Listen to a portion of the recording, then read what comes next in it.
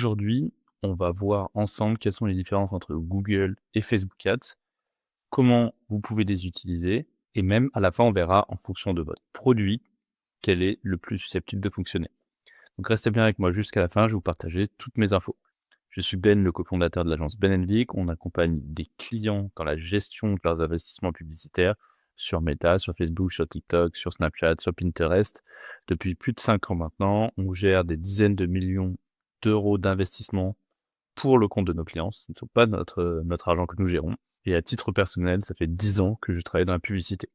Donc, je vais vous partager un maximum d'informations. On se retrouve donc sur mon écran, Google Ads versus Facebook Ads.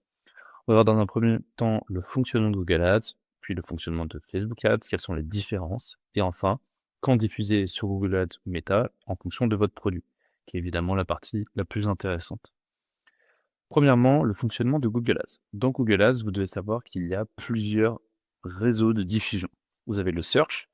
Donc le search, qu'est-ce que c'est? C'est simplement les réponses dans les résultats de recherche quand vous tapez sur Google. Vous avez des liens qui s'affichent, donc avec plusieurs titres, 3 titres, avec 2 descriptions et vous pouvez même avoir des liens en dessous qui s'affichent. Ça, c'est le search. Ensuite, vous avez le shopping. Le shopping, c'est des petites cartes que vous allez avoir en haut d'une recherche. En général, enfin, ça apparaît tout le temps au-dessus, de la partie search. En desktop, ça peut apparaître sur la colonne de droite et pas au-dessus. Mais globalement, la partie shopping, c'est une image, un titre, un prix et parfois des avis en fonction de si, vous avez des avis sur vos produits. Ensuite, on a la partie display. La partie display, ça comprend pas mal de choses, c'est display slash, dimension maintenant. Il y a tout un peu cette partie-là. Donc ça va être tout ce qui va être sur YouTube. Donc autant les vidéos avant le lancement d'une vidéo, que les vidéos que vous pouvez avoir sur la droite, les publicités que vous pouvez avoir sur la droite. Ça peut être aussi, dans vos mails, dans Gmail directement, avoir des sortes de publicités texte. Enfin, ça peut être sur beaucoup de réseaux différents, ça et principalement du coup, pardon, sur les sites partenaires Google. Vous allez pouvoir diffuser de la publicité. Vous avez déjà probablement vu ça sur des sites où il y a un peu de la publicité partout. Il y a des publicités de trucs que vous avez visités avant et cetera. Bah, ça, c'est le display. Et du coup, j'ai mis, la partie YouTube dans la partie display parce que ça c'est un peu du YouTube, mais du coup, effectivement, il y a YouTube en général, on le sépare, où on va avoir toute la diffusion sur YouTube et il y a notamment maintenant la partie short qui est évidemment très importante, qui est, grosso modo les reels de YouTube ou, le TikTok de YouTube si on Le fonctionnement est différent un peu en fonction des, différents réseaux, mais globalement, l'idée principale de Google et ce qui représente le plus chez Google, hein, ça va être le search et le shopping. Le display YouTube, c'est pas forcément ce qui est le plus représenté sur Google Ads, notamment si vous cherchez à faire de la performance. Même s'il y a de plus en plus de displays qui arrivent en fait, dans les campagnes de PMax et les campagnes de PMax, en fait, elles prennent le search, le shopping, le display. Donc, c'est ce qu'on appelle du PPC, donc du pay per click. Donc en fait, on va payer à chaque clic qui est réalisé. Donc c'est pour ça qu'on regarde beaucoup sur Google les CPC, c'est un fonctionnement avec des enchères. En général, le CPC moyen sur Google, donc c'est pour la partie coût, le CPC moyen est souvent plus élevé que le CPC moyen qu'on peut avoir sur Meta. Mais il y a des raisons à ça et on va les voir juste après. En revanche, on peut avoir certaines problématiques sur, Google Ads, notamment toutes leurs campagnes, en fait, qui sont automatisées. Ils poussent quand même vachement des produits qui ont tendance à être moins qualitatifs. C'est-à-dire que si vous lancez une PMax, vous allez dépenser beaucoup d'argent sur le display, là où on sait que c'est pas forcément ça qui va aller driver de la conversion incrémentale. Si c'est ce que vous cherchez, bah, c'est dommage. C'est-à-dire que si vous êtes une marque qui se lance ou une marque qui a besoin de croissance, donc en fait, vous investissez pas pour avoir des clients, en plus et en fait, vous allez simplement recibler des gens qui vont peut-être devenir clients et cetera et cetera. Ça, c'est plutôt quelque chose qu'on fait déjà sur Meta. Évidemment, on peut le faire sur Google, c'est pas le problème. Le problème, c'est que dans votre PMax, vous avez pas alors maintenant, oui, et encore, c'est pas disponible sur tous les comptes, mais vous n'avez pas la visibilité sur, la répartition des investissements au sein de la PMax. Alors c'est quelque chose qu'ils ont mis à disposition maintenant, mais qui est pas disponible encore sur tous les comptes. Donc ça devrait arriver, mais la PMax est sortie il y a plusieurs années maintenant. Donc ça fait plusieurs années qu'il y a des gens qui investissent sans vraiment savoir. Et malheureusement, quand on commence tout seul, bah, c'est compliqué de savoir ce genre de choses. Et il y a même beaucoup d'agences qui, bah, font en sorte de laisser tourner ça parce qu'évidemment ça génère de la performance, parce que c'est du retargeting qui est la fenêtre d'attribution est large. Sans rentrer dans les détails, les campagnes de Google, si vous savez pas ce que vous faites, peuvent vous pousser à dépenser et à faire un peu n'importe quoi. Si on reste sur des campagnes qui sont un peu plus classiques, il y a quand même une difficulté technique de la plateforme. C'est une plateforme qui va être plus complexe que Meta. Il y a plus de choses à comprendre, il y a des stratégies d'enchères à connaître, il y a beaucoup plus de KPI, il y a les quality scores, il y a, les pourcentages, d'impression et cetera et cetera. Il y a un système de bidding qui est beaucoup moins opaque que chez Meta. Et donc c'est assez intéressant, mais en fait, si on arrive à comprendre exactement comment ça fonctionne. C'est comme si vous jouiez à un jeu et que vous aviez pas vraiment les règles. C'est un peu compliqué. Donc il y a quand même une difficulté technique qui est beaucoup plus importante sur Google Ads que sur Meta, ça c'est clair et net. Hem, c'est tout pour la partie Google Ads, ça vous donne un peu une overview de ça. J'ai un autre point qui est hyper important sur Google Ads, mais en fait, je vais vous présenter d'abord Facebook et ensuite je vais vous faire la différence principale qu'il y a entre ces 2 plateformes. Donc, fonctionnement de Google Ads, c'est OK. Le fonctionnement de Facebook Ads. Donc Facebook Ads, son fonctionnement, tout à l'heure, on parlait du CPC. On payait au CPC, donc on payait au clic. Ici, on paye au CPM. Donc on paye à la visibilité, c'est-à-dire que on paye pour 1000 impressions. Une impression, c'est quand on affiche la publicité sur un écran. Donc c'est-à-dire que je prends mon téléphone, là, sur mon téléphone, je scrolle mon Instagram, par exemple.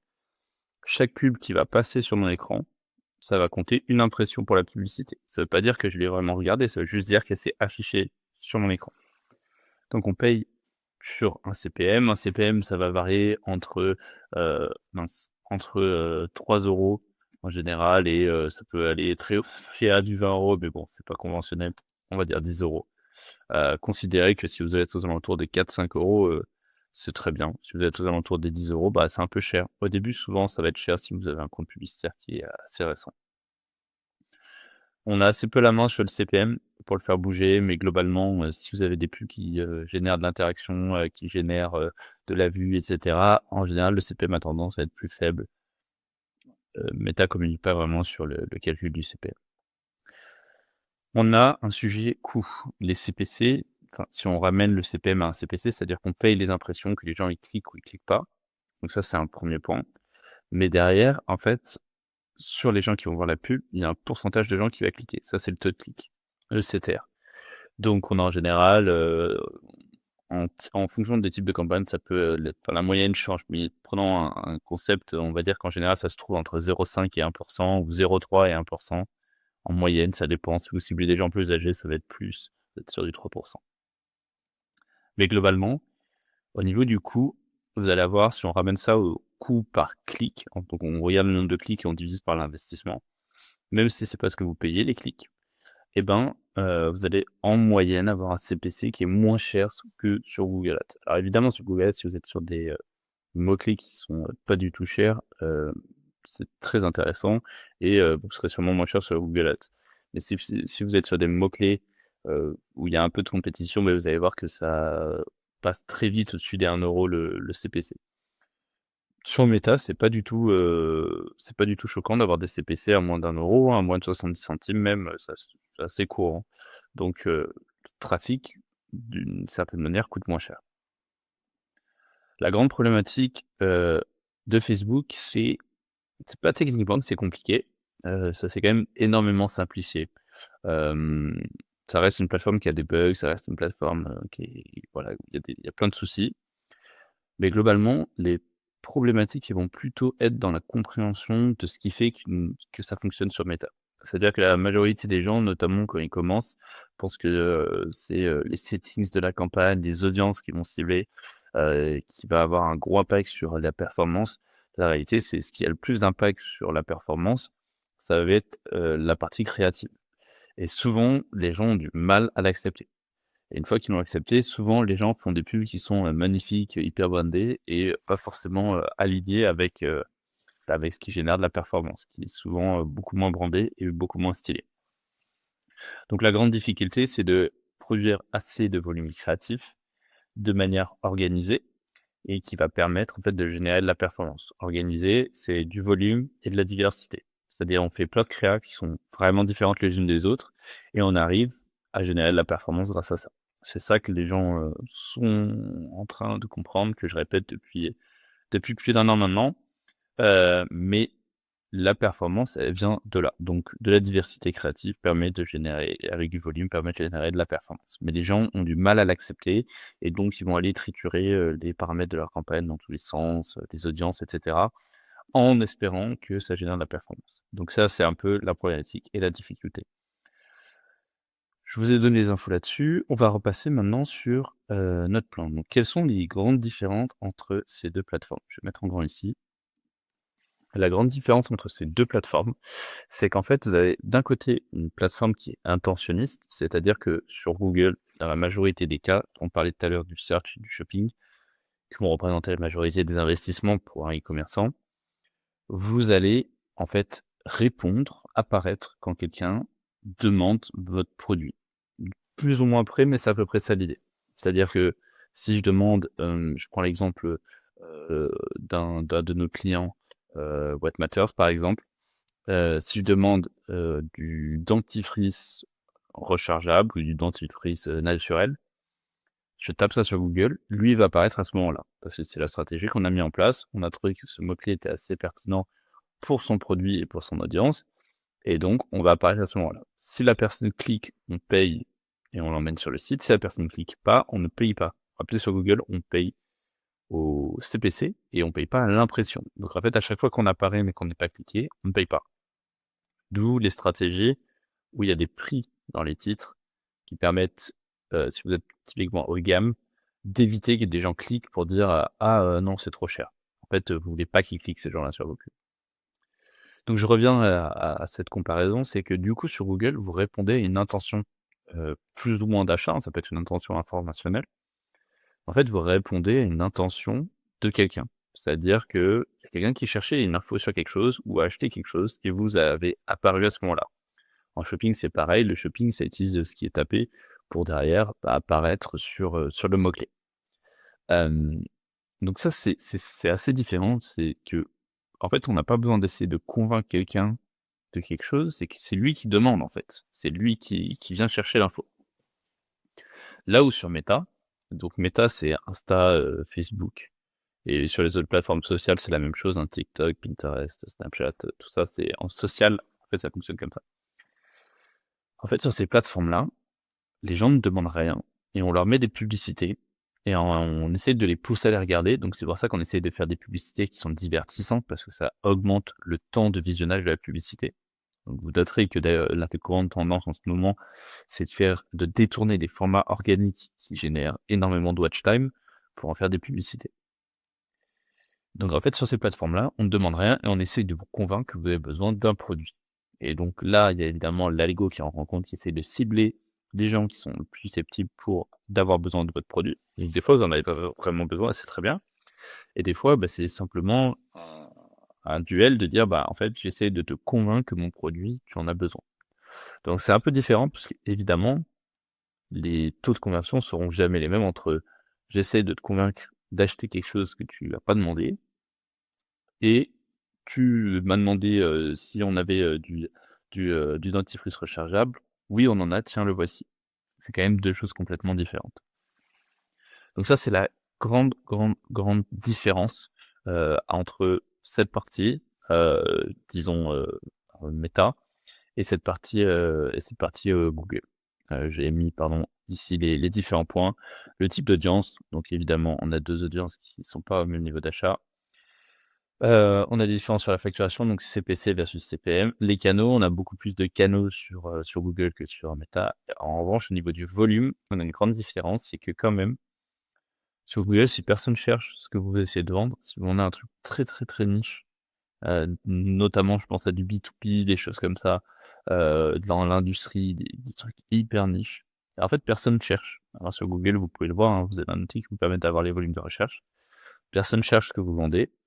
Et ben, en fait, vous pouvez en chercher autant que vous voulez, hein. Si personne cherche, personne cherche. Alors que sur Meta, si personne cherche, je sais pas moi, des chaussures pour, votre chien, hem, bah, en fait, enfin, il y a probablement des gens qui les cherchent, mais disons que personne n'en cherche, bah, sur, Meta, si vous arrivez à convaincre les gens qu'avoir des chaussures pour votre chien, c'est une bonne idée, et bah, il y a moyen qu'ils en achètent. Donc c'est là où est un peu la différence. Donc voilà, ça, c'est pour les différences. On va passer à la partie la plus intéressante, je pense, pour vous et qui va vous permettre de vous projeter, le plus. Donc, pour commencer sur Google ou sur Meta, il y a plusieurs questions à vous poser pour savoir si vous devez choisir entre l'un ou l'autre, ou même peut-être les 2.